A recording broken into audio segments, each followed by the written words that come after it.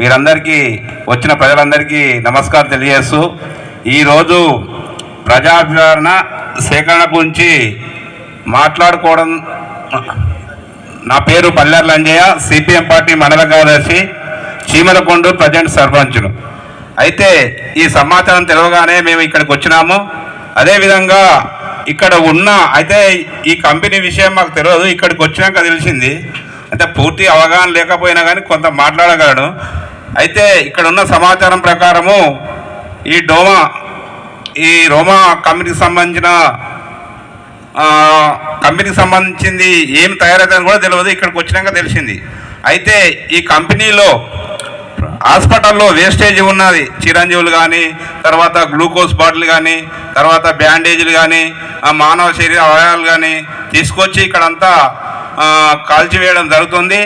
దానివల్ల అంటే ఇప్పుడు నష్టం లేకపోవచ్చు కానీ రేపు భవిష్యత్తులో నష్టం జరిగే ప్రమాదం ఉంది. ఎందుకంటే ఆ పక్కనే ఉండే కంపెనీని తీసి ఇక్కడే పెట్టారు.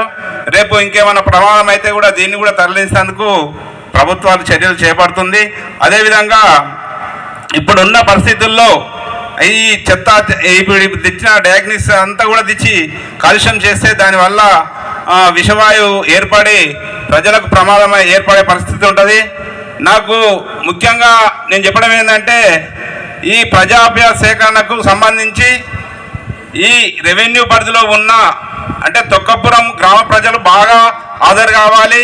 ఈ చుట్టుపక్కల గ్రామాల ఎర్రమెల్లి కానీ, తర్వాత గౌస్నగర్ కానీ, నవత్పల్లి కానీ ఈ గ్రామ ప్రజలు బాగా ఆదర కావాలి.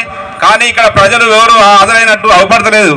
ఎందుకంటే అంతా విలేకరులు, మీడియా మిత్రులు, తర్వాత వివిధ సంఘాల వాళ్ళు వచ్చి వింటారు తప్ప ఇక్కడ ప్రజలకు అవగాహన కల్పిస్తేందుకు ఆ గ్రామంలో పెడితే బాగుండేదని నా అంచనా. అందుకని భవిష్యత్తులో కూడా ఈ కంపెనీ చేపట్టే చర్యలు ఏమన్నా ప్రమాదం ఏర్పడితే వాళ్ళు తగు చర్యలు తీసుకొని ప్రజలు ఆరోగ్యంగా ఉండాలని కోరుకునే భావన మాది. అదేవిధంగా దానివల్ల విషవాయువు వల్ల గర్భం దాల్చిన మహిళలకు కూడా ప్రమాదం ఏర్పడే అభిప్రాయం ఉన్నది. అదేవిధంగా రేపు విషజలాలు వచ్చి దీనివల్ల దోమలు అక్కడిక్కడ, తర్వాత వ్యవసాయ బావుల నీళ్లు అవి కూడా కలుషితమై పశువులకు కూడా ప్రమాదం ఏర్పడే అవకాశాలు ఉన్నాయి. అందుకని ఆలోచించి ఈ కంపెనీకి ఇంత దగ్గరలో కాకుండా దూర ప్రాంతాల్లో పెడితే బాగుంటుందని నా అంచనా. దీన్ని మేము వ్యతిరేకిస్తూ ఈ కంపెనీని దూర ప్రాంతాలకు తరలించవలసిందిగా కోరుచున్నాను.